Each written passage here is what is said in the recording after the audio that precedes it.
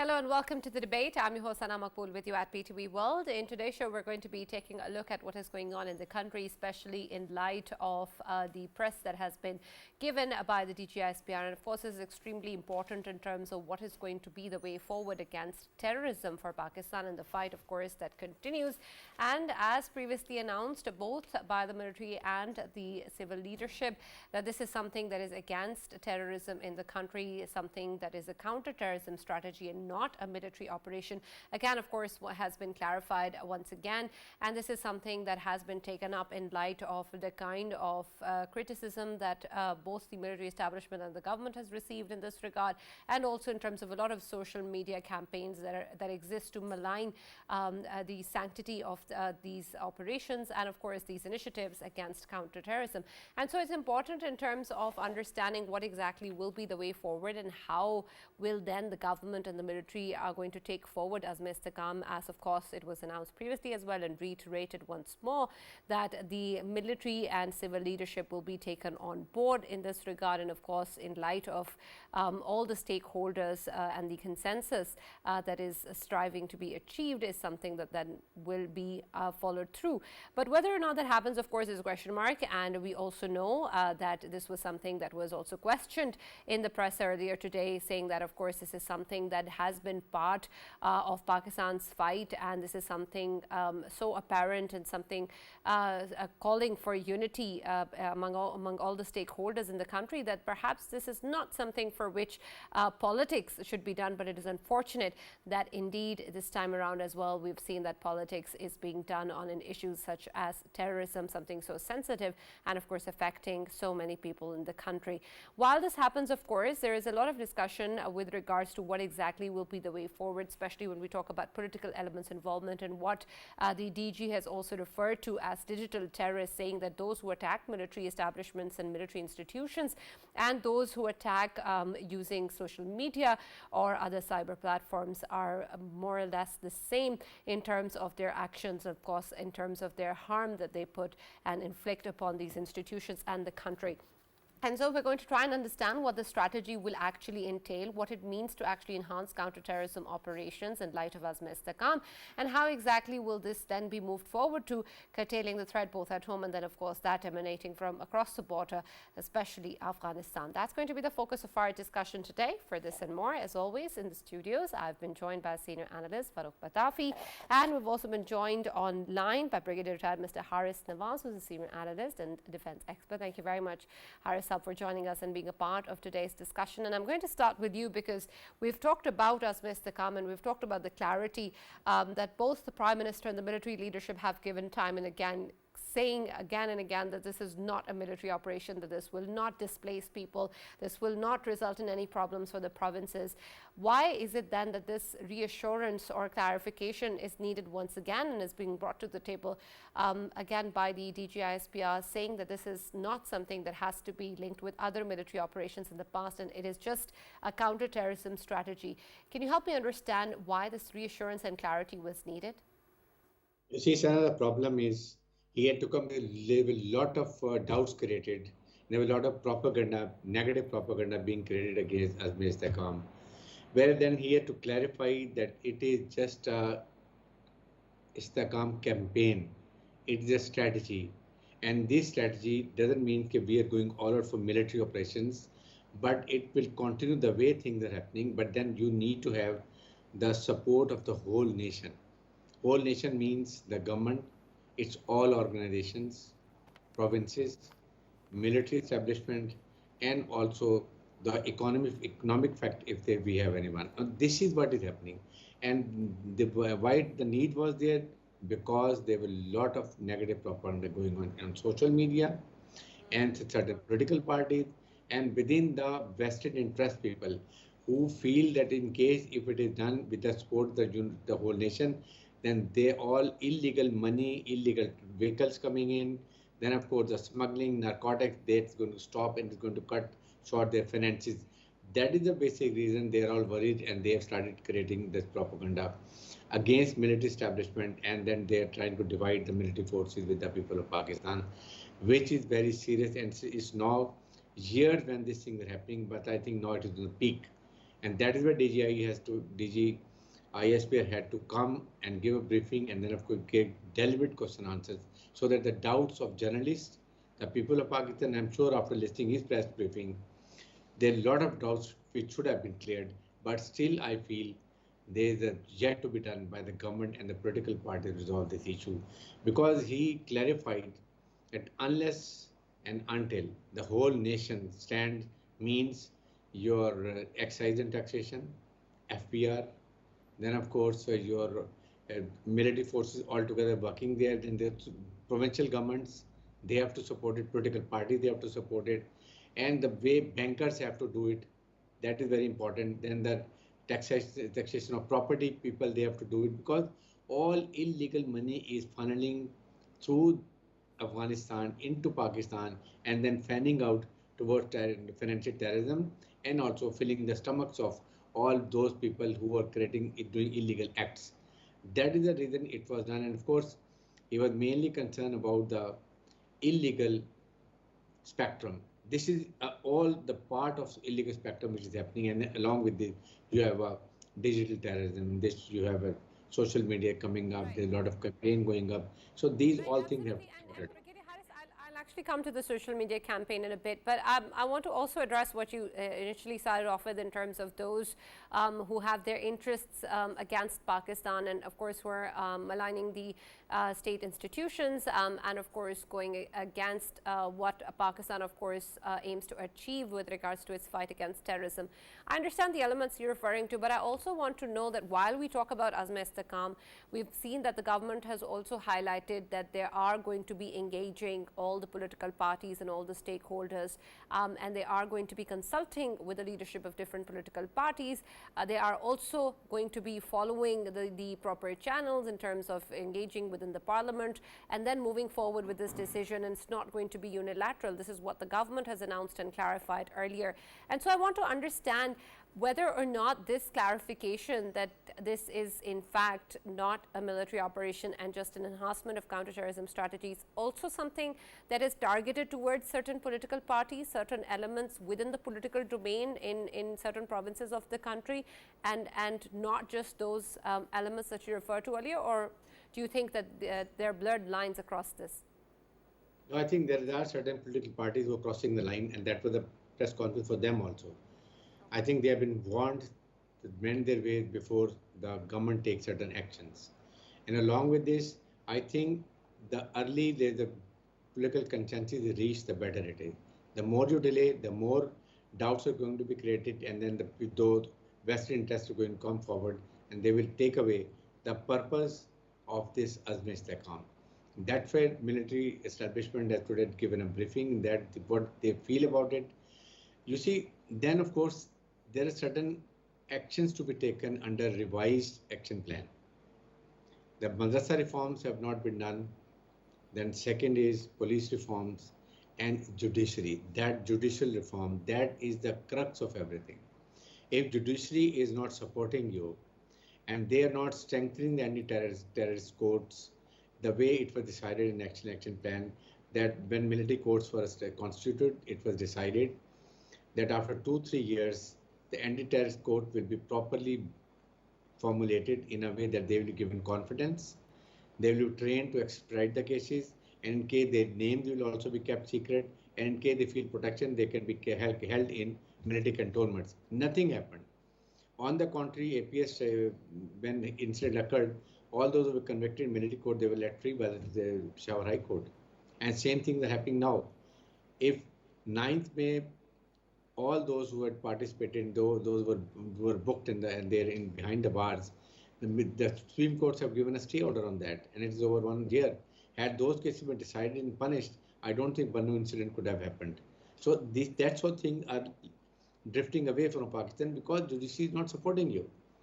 And if they now, I feel even now, with Azm-e-Istehkam, we should immediately Parliament should allow constituting of military courts, so that it will have a deterring effect, because they would know that they're caught, military trials will be carried out, all legal formalities completed, they will be punished, and then given exemplary punishment. It will act as a deterrent for others not to do it. That is the thing. DJ ISP referred to, that had 19th May all culprits have been punished, things would now have been much, much better now. So now we as a nation, we have to decide what we have to do is, do we want to finish terrorism once for all, or we keep lingering on the way things are happening? Military is doing the job, they are doing the operation, and that support the nation is not there. I think that is the now time that we have to get together. All organization institutions give support to military operation. Only then it's going to be successful. Absolutely. And Farooq, of course, when we talk about Azm-e Istikam, it seems that its success has a lot to do with the kind of reforms that Brigadier Saab was just mentioning, and the kind of actions that are needed that perhaps have been missing previously. And both madrasa reforms or judicial reforms and others are really important and comprehensive steps. But in light of what we've seen so far, and the way that we are still, of course, talking about whether or not this is a military operation, even though it has been clarified so many times before. What do you sort of foresee in terms of the kind of success that Azm-e Istikam will actually garner, and the kind of aspects that we will need to really keep in mind if we want this to be successful, given the fact that it involves such lengthy and comprehensive processes such as these reforms? Right, Sana, thank you very much for the opportunity. But first, a quick answer regarding what you were talking about, and that is, yes, Azm-e Istikam is going to be successful because time has come. We have been fighting terrorism for over 2 decades, more than 2 decades. Now it's almost 2.5 decades, right? And we have lost so many people.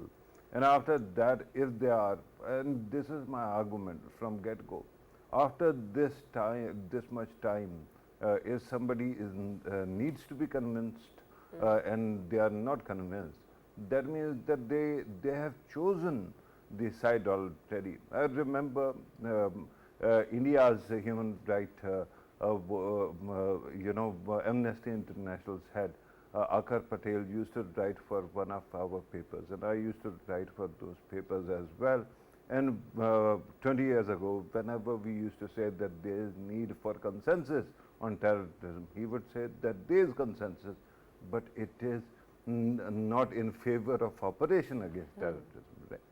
So I think that if somebody still is so benighted that they have chosen the side of terrorism, then we can't do anything about it. But what should the rest of us do? Should we stop fighting terrorism and finding solutions? I think DGISP did a great job of explaining the revised National Action Plan. Remember, for 10 years, I kept on arguing that Pakistan's National Action Plan needs a revision, because the problem was that when it actually occurred at that time, it needed different kind of solutions. But then, with the passage of time, circumstances changed. Death penalty was something that the first National Action Plan actually focused on. Similarly, military courts. But eventually, you had to come out of those things as well. So finally, there had to be a National Action Plan 2.0. And if you remember, last time Brigadier Saab was in this program, I read out most of the National Action Plan to you, right? The revised one. So today he also did exactly the same thing, and he pointed out that there are elements in this plan which are lacking. For example, judiciary is a huge issue, right? And that's why we went to the military courts initially, but then it actually fell wayside.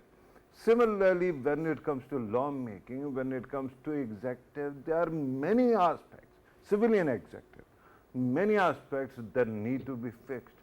So there has to be will, and I think that is quite evidently there. So anybody now who is actually trying to undermine or undercut Azm-e Istikam or the concept of it, given that Pakistan does not have any no-go areas, Pakistan does not have any ungoverned spaces anymore, unlike the previous operations when we had to actually go for the kinetic option. That means that we are not going to go for a broad-based operation in one sector. But what we are going to do is we are going to crank up IBOs. We have to ensure what happens at the border. We have to ensure that any jet black terrorist does not walk away from the prisons, or for that matter, are not bailed out. And we need to work on those provinces where perhaps because of political convenience, the narrative has been watered down. Right. And Farooq, I understand when you mentioned that, of course, there is the will, but I also want to understand that when the government says that we're going to be engaging with the different political parties and stakeholders, and this decision is going to come forward after consultation with these leaderships as well. So I want to understand how exactly will that actually happen, or how it will go about, because whether or not there is agreement on this, will there be a continuation of Azmi Istiqam? Will there be a decision moving forward? What previously many sort of thought of as a unilateral action was then clarified by the government that it's not. It's going to be taken after consultation. But will that be an option if we don't have consensus? Right, Sana. I think that I did a poor job of explaining what exactly is Azmi Istiqam, right? Because I was saying that it is essentially operationalization of what? National Action Plan 2.0, which has been approved with consensus.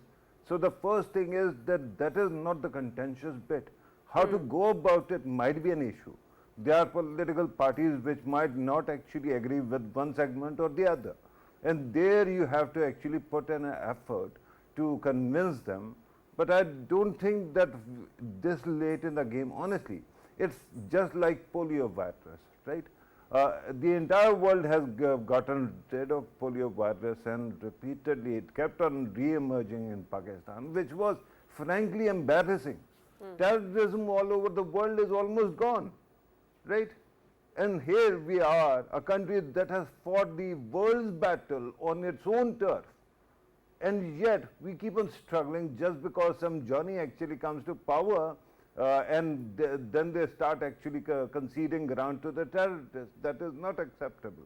Now, of course, there is going to be a question. I thought that you are going to give me a tough time asking me whether certain political parties which have been in government, are they going to be treated as political parties or not? Because there is a talk of a certain party being banned, right? And today there was this mention of certain mafias, political mafias or entrenched mafias which were actually highlighted. So I think that there is going to be a question about that. But regarding everything else, the answer is there. That you have a national election plan, you have to operationalize it. The only thing that one can discuss is how to go about it. Naturally, remember that when you are talking about an elected government, Sana, where does it come from? It comes from a parliament. Who elects a parliament? The people of Pakistan. So it has all the shades of the country. If there is a government of majority there, it already represents the parliament itself. So Right. It is good that you give people this feeling that they are also involved. That enhances the sense of ownership. But that doesn't mean it is going to stop anything. Right. Brigadier Harris, I want your take also on what exactly will then be the way that we will implement this. And I understand that you mentioned the reforms earlier, and I understand that this is going to be enhancement of the intelligence-based operations. But what would it mean on ground in terms of tangible action? And also add to that the action that is going to be taken against those that are involved in the campaigns against institutions, against the government, those that the DGISPR pointed in his presser earlier and spoke about the kind of political elements that exist, or the mafia that he referred to. And so I want to understand what action will that sort of encompass within Azmi Istiqam or not, because we've seen that because of a lot of such actions or decisions taken in the past, we have suffered the consequences in terms of the spike in terrorist activities in the country, but again, without any accountability or lack of action that perhaps was needed. So moving forward also, will there be action against those elements? You see, Asana, When I say Azbestaka means there's going to be a multiple prong strategy should be there. It's not only military doing intelligence based operations, operations against all funneling of illegal money from where it is coming, ensuring there is no smuggling of unpaid duty vehicles. It gives you a lot of money. Then narcotic means all sorts of narcotics they're coming to Pakistan. The cigarettes, billions of rupees they're being smuggled, tires being smuggled.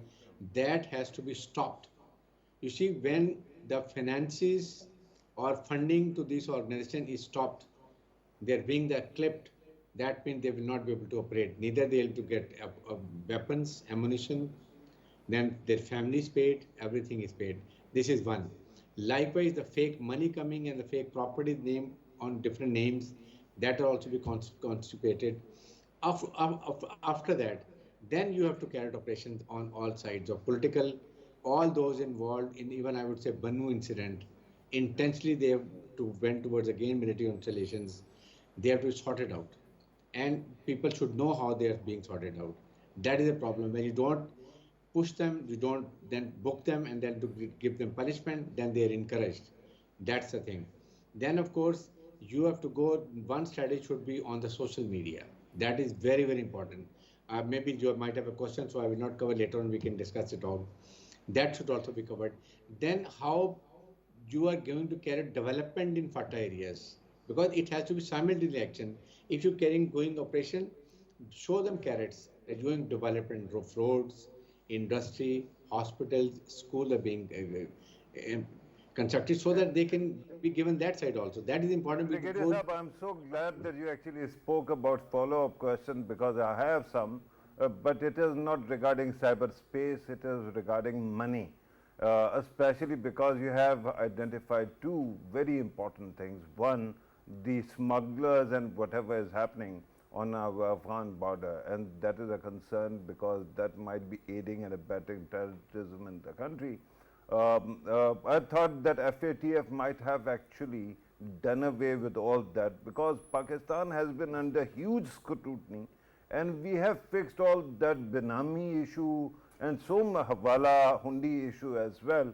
Similarly, when it came to our negotiations, repeated negotiations with IMF, we corrected whatever could be corrected in banking channels as well.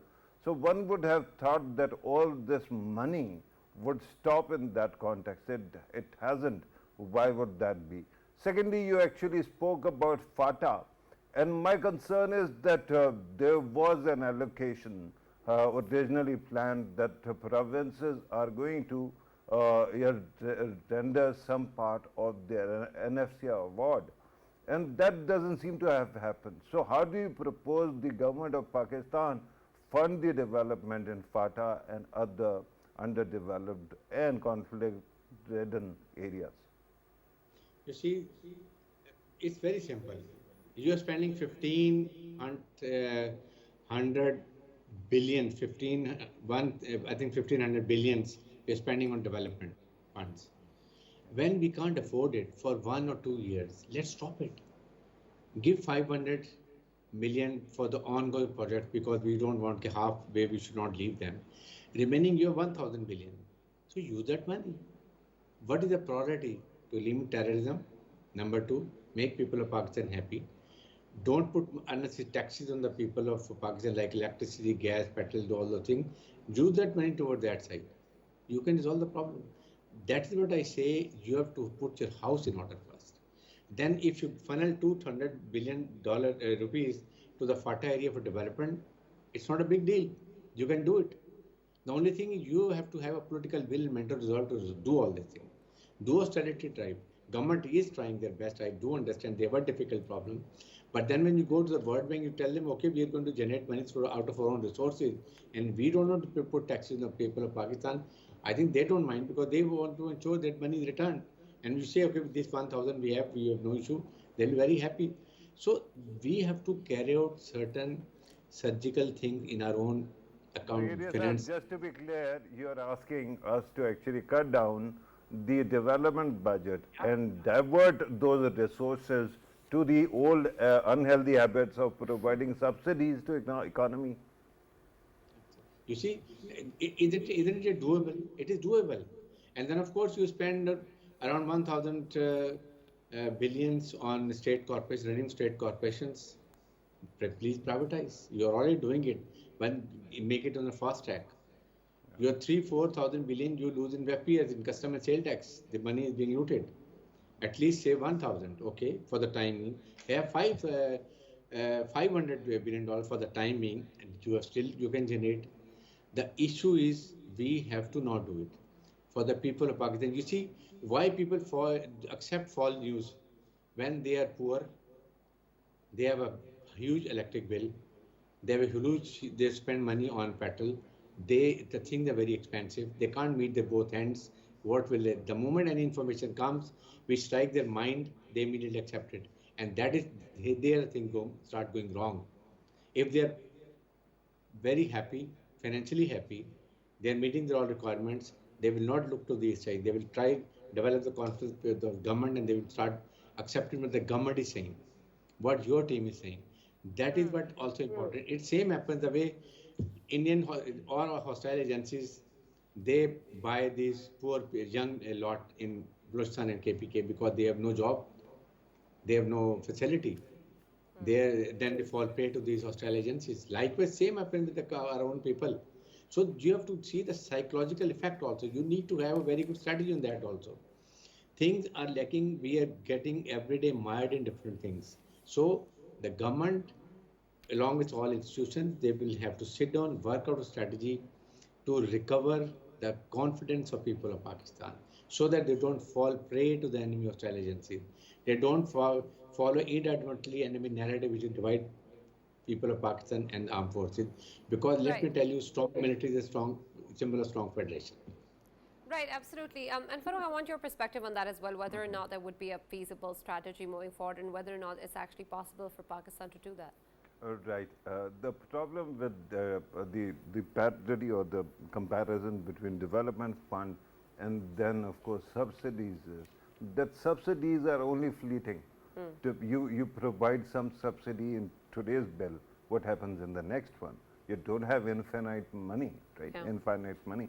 So what happens is that you end up actually borrowing or begging again. And on the other side, I understand that on the development side also, there is this need to freeze this investment, especially when it comes to putting money in the constituencies of lawmakers, because that was something that was started by Ziaul Haq, and that has been wasteful. But the humble submission is that there's only this much size of a pie. You can actually cut it and divert it elsewhere, but it is not going to cover all bits. Otherwise, why did you need to actually go to IMF, right? So in the end, what my humble submission is that it is a fair question, what happens when things get tough. The first thing that I started doing, I remember I might be white collared, but I am also a working man. So what we started doing was rationing the electricity, right? Okay. And then expanding to solar and all that kind of situation. So everybody will have to eventually find a balance between what they are going to spend and what they are going to earn. Without that, things are not going to improve. Now the problem is that there are too many filters. One question that I keep on asking. Today was DGISPR's briefing, right? And whatever that man was saying was an honest assessment by an institution, right? You can disagree with it, but there is a great argument to be made that he made a point, right? The problem is that why is it that my media would actually sift through that and only pick out the contentious political part that they can actually basically scandalize and only do programs on that rather than focusing on the bigger picture like economy, like all this, gray economy and corrupt economy that was pointed out because it has nexus with terrorism, and then fighting terrorism itself because it is an existential threat. Right. Why is it that you have 60 channels and 60 channels or maybe 100 or whatever the number, it keeps on increasing. I don't know the viability of business model, but they are there. So all those channels, all they do is provide, some kind of force multiplication for someone else, maybe terrorists, maybe the enemies of the country, we don't know. Let me actually qualify what I mean by the enemies of Pakistan. Just use your eye of imagination. Think of your enemy standing in a lab where he has all the chemicals, and they are actually calculating which politician of Pakistan or which community is how vulnerable, susceptible to exploitation. What are their sore points? And then they're adding together chemicals to ensure that that can be used as poison, or for that matter an opiate, to exploit those people. Right? So what is happening right now is through social media, through your own media. And I don't know why is it that our counterintelligence cannot actually take care of all these problems. Why is everybody just immediately gone mad?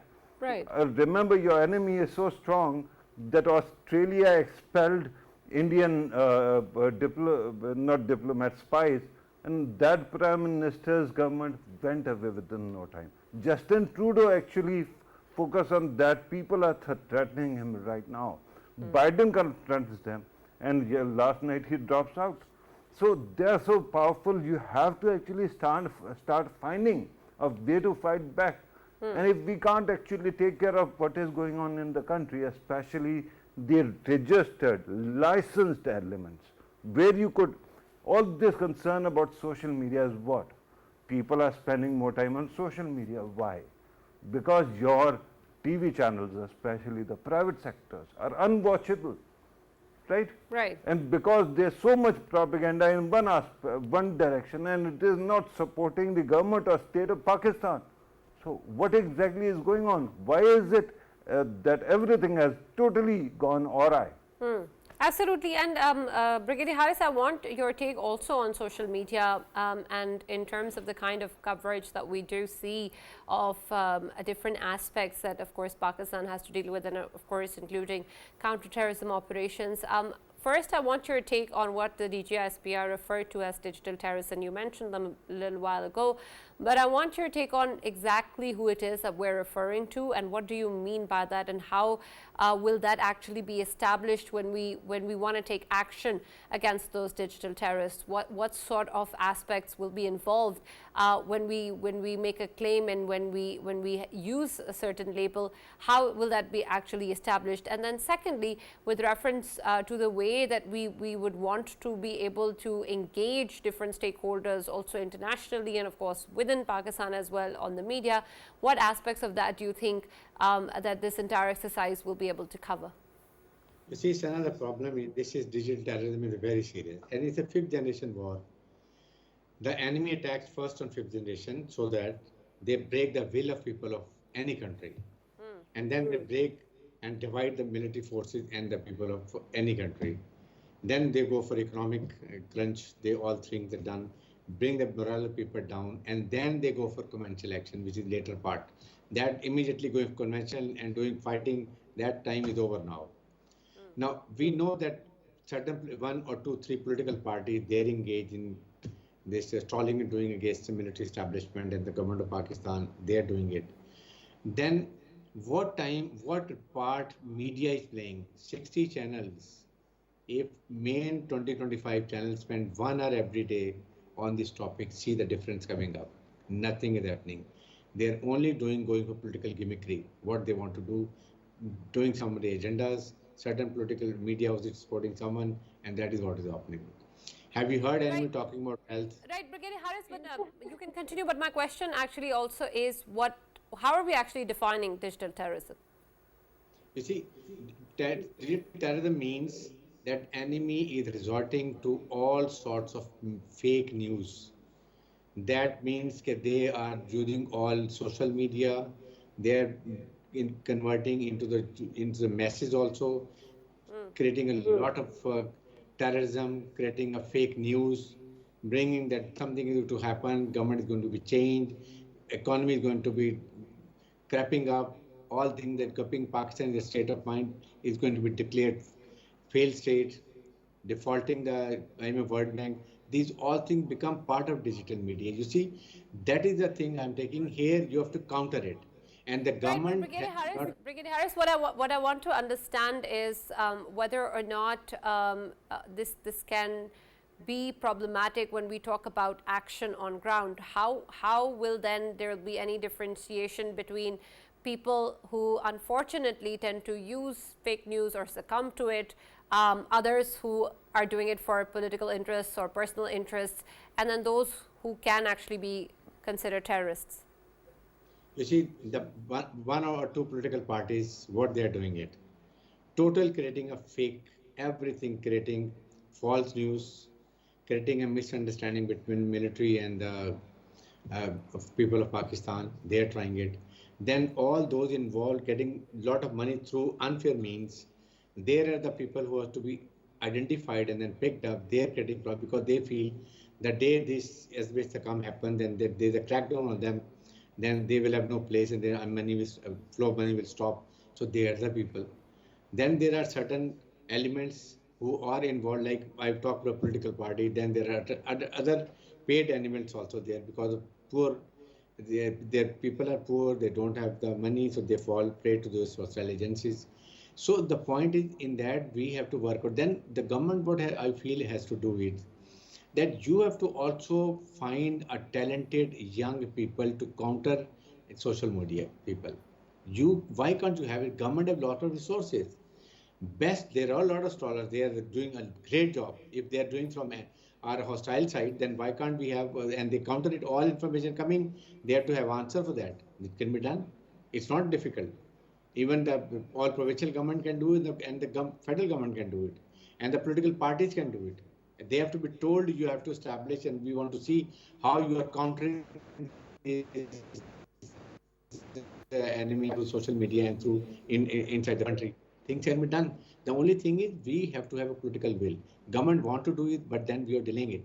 Likewise, when we go for Azmestakam, still we haven't got a call for the all-party conference. Nothing happened. What is the priority you have to see? Priority is to sort out these all people who are doing terrorism, financial terrorism, physical terrorism, doing explosive fighting, bringing weapons, ammunition, infiltrating, fighting against our troops. All things have to be multi-directional, multi-pronged strategy has to be made. And it is not difficult. We have good brain, military establishment there, government is there, then media people are there, journalists are there, make a strategy. And it is doable. You can do it. The only thing is you have to go for all-out strategy. It is not that military is fighting. Military fighting is one side, then counting illegal money coming inside, illegal smuggling coming inside, tires coming, cigarettes are coming. This is coming, illegal money being funneling towards financial terrorism. So everything has to be done along with the strong counter. This media team which can counter the social media which is coming from enemy hostile side, or whether it's some political party or it is done by hostile intelligence. So we have to counter by implying the best talented young hunt. They can do it. That's what. But why we are not making it? Your media is not doing anything. Your media houses are not doing it. They are well-trained people. They have a mass communication degrees and everything is there. They understand how to do it. So it should be done. Why we are waiting for it? When things are going to be very, very tough, the water is going to flowing through our head, then we will do it. Right, absolutely. Last question to you, Brigadier Harris, with reference to, of course, what we've been dealing with outside of Pakistan as well, and that's also includes, of course, Afghanistan and safe havens being provided to terrorist organizations. And I know that there has been a lot of engagement with the Afghan Taliban regime and ask for reassurances and action with reference to these safe havens. But of course, we haven't really seen that happening. As part of Azm-e-Istikam, what will be our strategy, especially to deal with such a threat emanating from outside of Pakistan and, of course, other foreign elements? Let's be very clear. We have to be very firm by now dealing with Afghanistan. When Afghanis, they go to Central Asia, they have a visa. When they go to Iran, they have a visa. But when they come to Pakistan, they come on an identity card. I mean, this is very funny. What is happens? What is we thinking of it? Why do we all say after 3 months everybody will be coming on visa? It can come for 10 days, 1 year, 6 months if they have a valid visa. One problem solved. Then we have to tell Afghan people, please take your refugees back. It is enough. We have done hospitality. We have tell the United Nations High Commission for Refugees it is enough. We can't do it.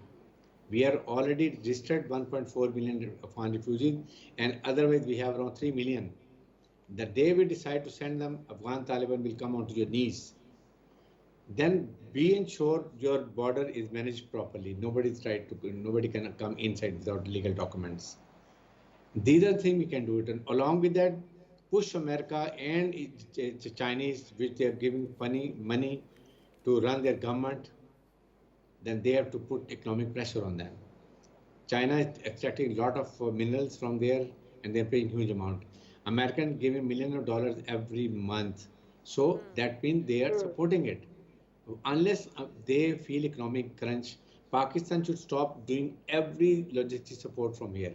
No wheat, no fertilizer, no sugar, and no such things. See what happens. This is Right. where we lack. It is doable. We can do it. Right, absolutely. I understand. Thank you very much, Brigadier Haris Nawaz, for joining us and being a part of the discussion today. And Farooq, I'd like your perspective on that as well. And of course, what we were previously talking about, especially in terms of digital terrorism and how exactly it is that we're going to move forward in terms of action when we speak of that. Right, Sana, thank you very much once again because I wanted to talk about this. It is not a new term. There are books written on digital terrorism, right? But in order to understand what digital terrorism is and how much space it actually covers, you have to first actually unpack the word terrorism itself.